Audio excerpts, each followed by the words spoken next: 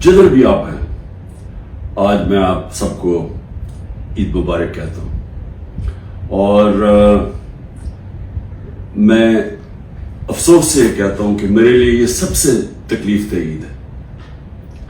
और तकलीफ दह क्यों है कि 10,000 के इर्द गिर्द, हमें एग्जैक्ट नंबर नहीं पता क्योंकि हमें बताते नहीं है और हर रोज नए लोगों को पकड़ लेते हैं, लेकिन 10,000 के इर्द गिर्द हमारे कारकुन आज जेलों में और जेलों में बुरे हालात में रखे गए हैं।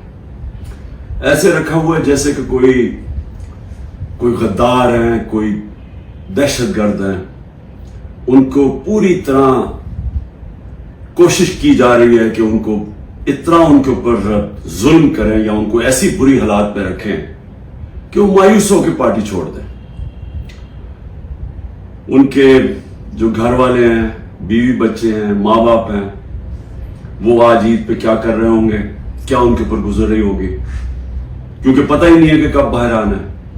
एक बेल से होती है, बाहर निकलते हैं, पुलिस पकड़ के फिर से ले जाती है उनको जेल में, कोई और उनके ऊपर केस बना देती है।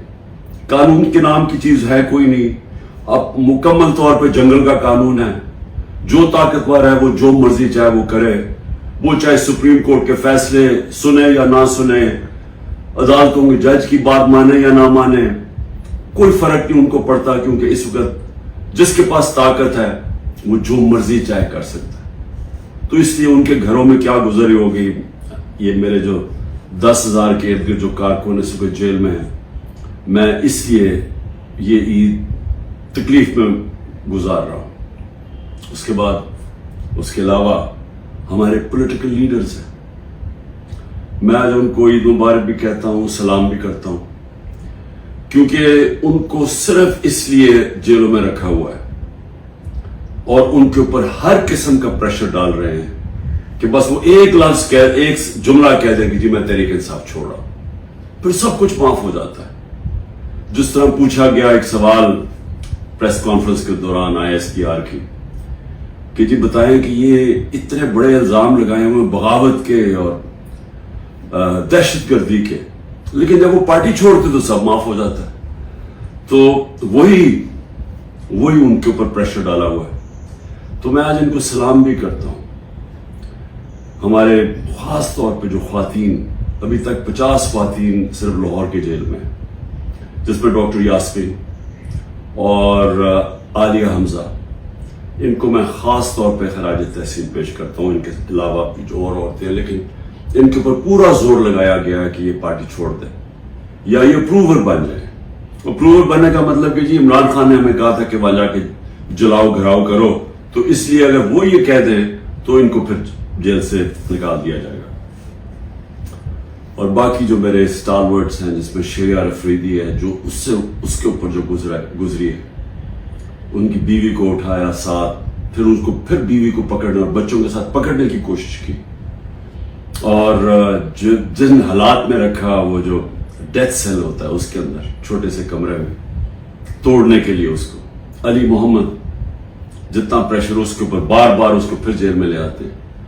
और यहाँ मियां महमूद रशीद, एजाज चौधरी, उमर चीमा की बीवी को पकड़ के जेल में डाल दी। उसका क्या कसूर होगा, सिर्फ तोड़ने के लिए कि किसी तरह ये कहें कि हम तहरीक इंसाफ छोड़ रहे हैं। और मैं जिस तरह अपने और स्टारवर्ड्स हैं, मैं इनको आज खास तौर पे आज सलाम करता हूँ, ईद मुबारक भी कहता हूँ। इसके अलावा मैं आज याद करना चाहता हूँ 16 लोग हमारे शहीद हुए, गोलियां मारी गई उनको 9 मई के बाद।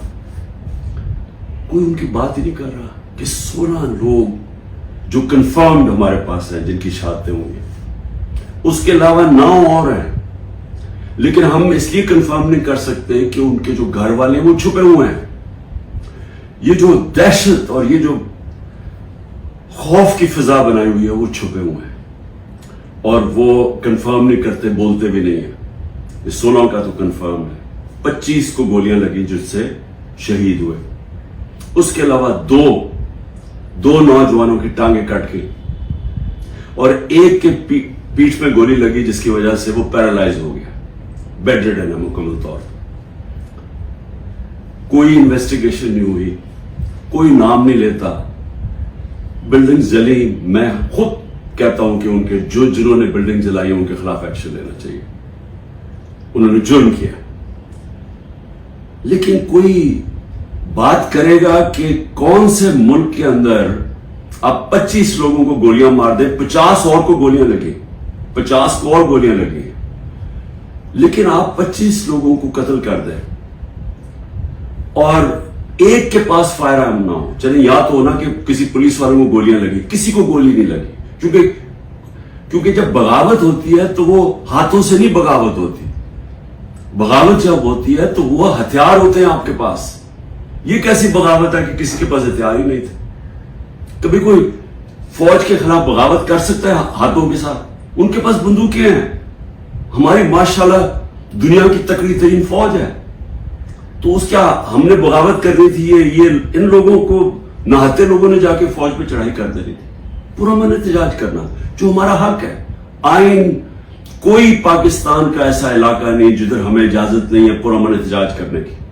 برطانیہ کے اندر جو سب سے ان کی مقدس جگہ ہے ان کا پرائم منسٹر کا ہاؤس ہے 10 ڈاؤننگ اسٹریٹ.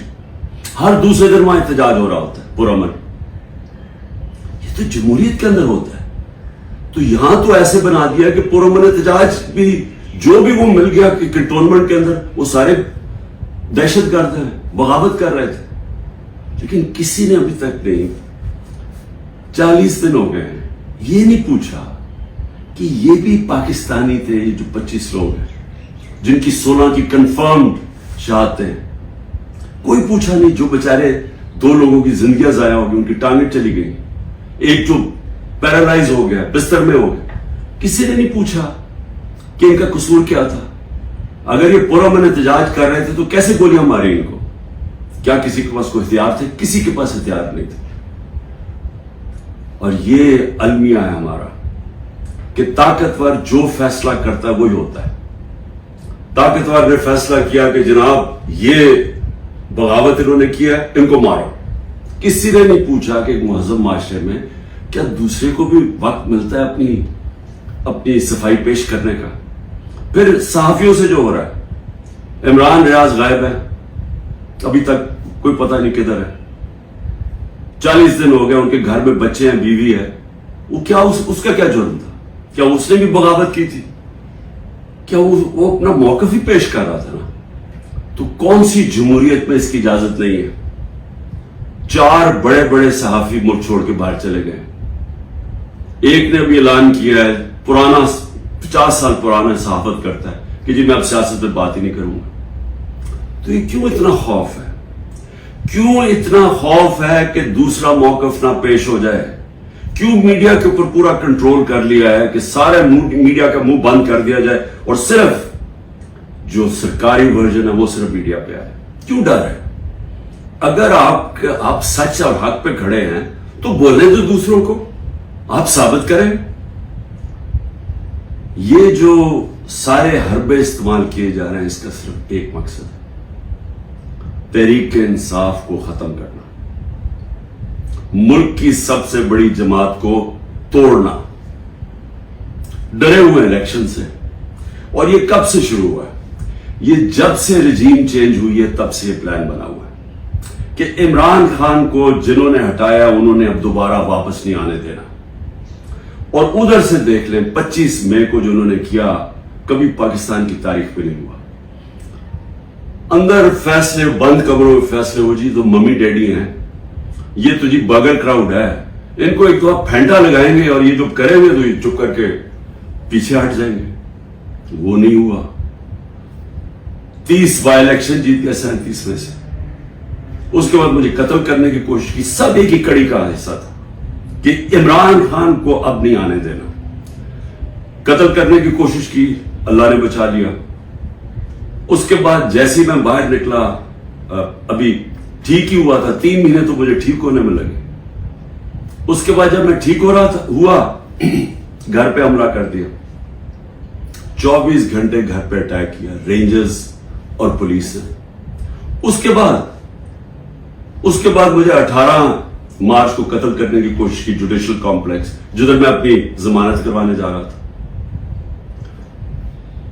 کیوں؟ صرف یہ کہ عمران خان نے اب الیکشن نہیں لڑنا، اس لیے اس کو نہیں آنے دینا ہم نے پاور. پھر یہ جو ہوا ہے 9 مئی کو، اب یہ 9 مئی کی میں پھر سے کہتا رہتا ہوں انویسٹیگیشن تو ہو. میں یہ کہتا ہوں کہ چلے ملٹری کورٹس کر دیں، چلے عمران خان کو آپ یہ ان عدالتوں میں نہیں، ملٹری کورٹس پہ لے، لیکن اس ملٹری کورٹ کے اندر مجھے موقع ملے، ٹیلی وائز ہو، سب کو پتا چلے، مجھے اپنا موقف پیش کرنے کا وقت دیا جائے. آپ اپنا موقف دیں، میں اپنا موقف دیتا ہوں. کیونکہ کیا ہم سچ اور حق چاہتے ہیں کہ پاکستان میں ایسی چیزیں آگے سے نہ ہوں، یا صرف اور صرف مقصد یہ ہے کہ کسی نہ کسی طرح تحریک انصاف کو ختم کریں؟ اس عید کے اوپر جتنی میں نے پاکستان میں مایوسی دیکھی ہے، میں نے اپنی زندگی میں نہیں دیکھی.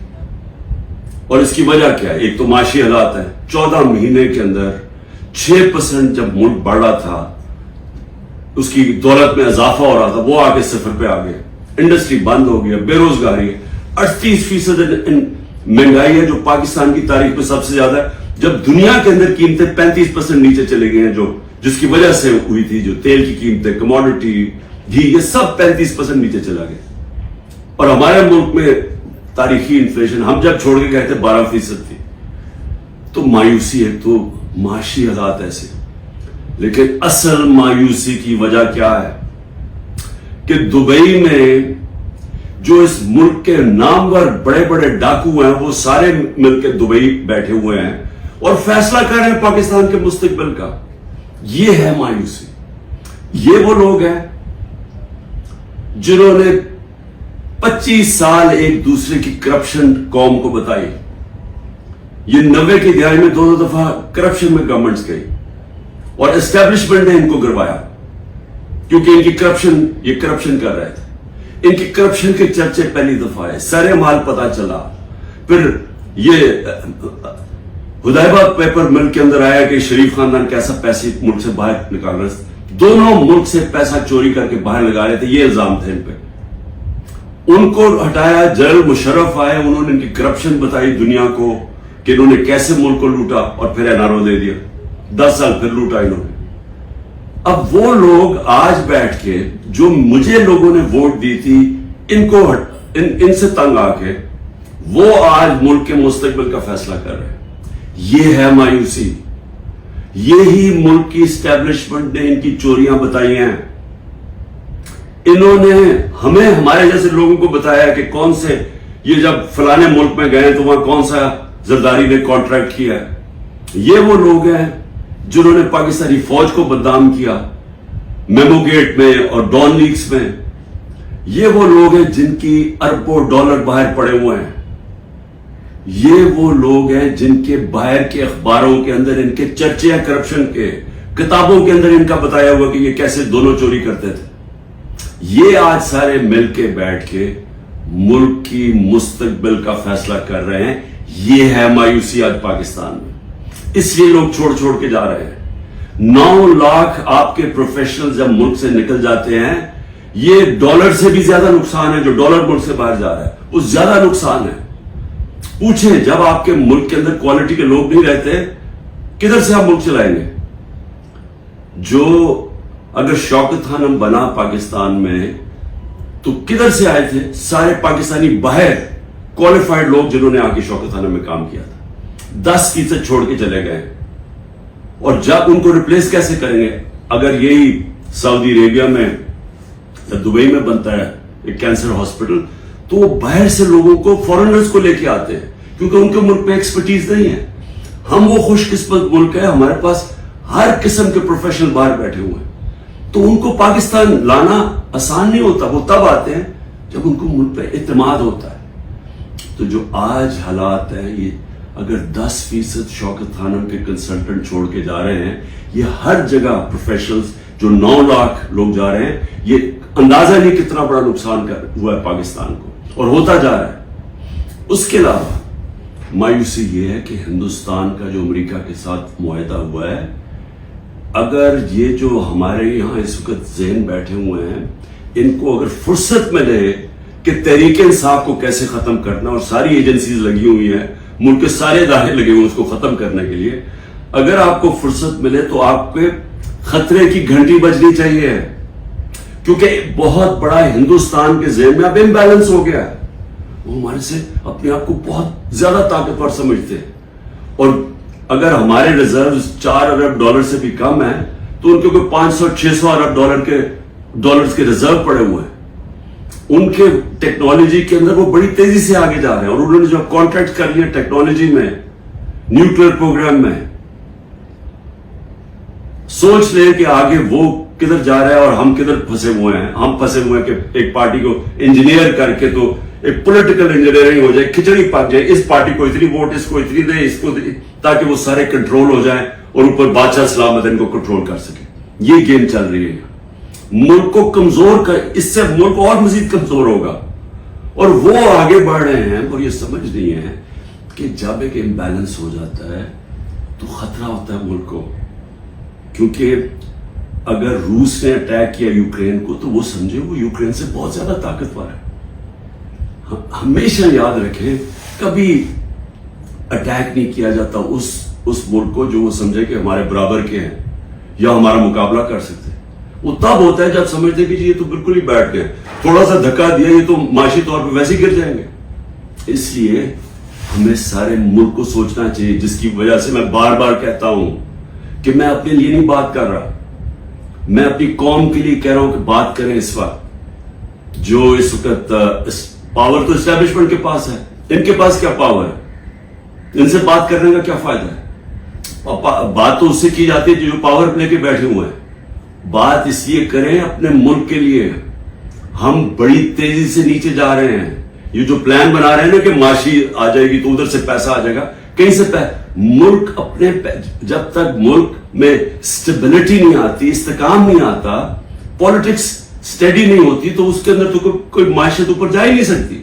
تو اس لیے عید کے دن میں پھر سے کہہ رہا ہوں کہ جدھر ہم کھڑے ہوئے ہیں، یہ جو پروگرام بن رہے ہیں، جو دبئی میں جا کے یہ سارے منی لانڈررز ایک دوسرے کو یہ منی لانڈررز کہتے تھے، ان کے اوپر سارے منی لانڈرنگ کے چارجز ہیں. 30 سال سے منی لانڈرنگ کر رہے ہیں. ہدایبہ پیپر مل منی لانڈرنگ پہ ایون فیلڈز کے اپارٹمنٹس انہوں نے خریدے ہیں. دوسرا جو زرداری ہے اس نے جو وہ خریدا ہے سرے محل، اور اس کے علاوہ جو ان کی باہر پراپرٹیز ہے، وہ ہمیں پوری بریفنگ دی گئی ہے اس چیز کی. یہ سارے پیسے یہاں سے چوری ہو کے باہر گئے ہیں. وہ ملک کیا فیصلے کریں گے؟ اور ان کے ساتھ اسٹیبلشمنٹ کھڑی ہے. اور پھر وہ کہتے ہیں کہ جی یہ دیکھیں سوشل میڈیا میں کیا، سوشل میڈیا عوام کی آواز ہے، کوئی کسی کو ذلیل نہیں کر سکتا. یہ ذلت اللہ کی طرف سے آتی ہے، یہ ہمارا ایمان ہے. کتنی کوشش کی ہے عمران خان کو اور پی ٹی آئی کو ذلیل کرنے کی. ذرا کریں نا آج الیکشن. میں چیلنج کرتا ہوں کہ ساری ان کو امپائر ان کو دے دیں، الیکشن کروا دیں. کیوں ڈر رہے ہیں الیکشن سے؟ کیونکہ آپ جو مرضی کر لیں، جب عوام کے دلوں میں ایک نظریہ آ جاتا ہے، آئیڈیا آ جاتا ہے، آپ اس کو شکست نہیں دے سکتے. انگریزی کا محاورہ ہے no force can defeat an idea whose time has come. جب ایک نظریہ آ جاتا ہے اس کو آپ شکست نہیں دے سکتے. آپ ڈنڈے مار کے، یہ بھیڑ بکریاں نہیں ہے کہ ڈنڈے ماریں گے، یہ مریں گے، ظلم کریں گے تو جو ایک دم یہ چپ کر کے بھیڑوں کی طرح آرام سے لائن میں لگ جائیں گے. یہ انسان ہے، انسان فیصلہ کر بیٹھے. جب بھی الیکشن ہوگا میرا چیلنج ہے تحریک انصاف جیتے گی. اور میں قوم کو کہنا چاہتا ہوں کہ یہ جو ظلم ہو رہا ہے اس وقت، اپنے ذہن میں ایک چیز تیار کر لیں کہ کبھی آپ نے خوف اور ظلم کی غلامی نہیں کرنی. میری نظر میں یہ شرک ہے. میں ہر قربانی کے لیے تیار ہوں. میں کبھی تسلیم نہیں کروں گا یہ جو پوری کھچڑی پک رہی ہے اور ہمیں سمجھ رہے ہیں کہ یہ خوف دلا کے، جیل میں ڈال کے، یا یہ جو میرے گھر والوں کے اوپر، بیوی کے اوپر، بہنوں کے اوپر، رشتہ داروں کے اوپر جو کر رہے ہیں، اگر ان کا خیال ہے کہ اس کی وجہ سے میں پیچھے ہٹ جاؤں گا یا ہاتھ کھڑے کر دوں گا، اس غلط، کیونکہ میں اس کو شرک سمجھتا ہوں. لا الہ الا اللہ کا مطلب اللہ نے ہمیں انسان کی غلامی سے آزاد کیا ہے. اللہ نے ہمیں اپنے ضمیر کے مطابق کہا کہ سٹینڈ لو. تو میں کبھی یہ تسلیم نہیں کروں گا. اور میں قوم کو بھی کہتا ہوں, آپ نے کبھی یہ جو کوشش ہو رہی ہے کہ ساروں کو ڈرا دھمکا کے سب ڈر جائیں اور ہم یہ جو کھچڑی والا سیٹ اپ لے کے آ رہے ہیں ہمیں کنٹرول کرنے کے لیے, میڈیا کو سب کو کنٹرول کرنے کے لیے, جو منہ کھولے اس کو پکڑی جیل میں ڈال دو یا وہ وی کو ڈالا پہنچ جائے گھر میں, اور اس سے ہم چپ کر کے بیٹھ جائیں گے. میں اپنی قوم کو کہنا چاہتا ہوں, آپ کو بھی, میں بھی تیار ہوں ہر قربانی کے لیے, آپ کو بھی تیار ہونا چاہیے اگر آپ اس ملک کے مستقبل کو روشن دیکھنا چاہتے ہیں. غلاموں کی کوئی زندگی نہیں ہے. میری نظر میں غلامی سے بہتر موت ہے.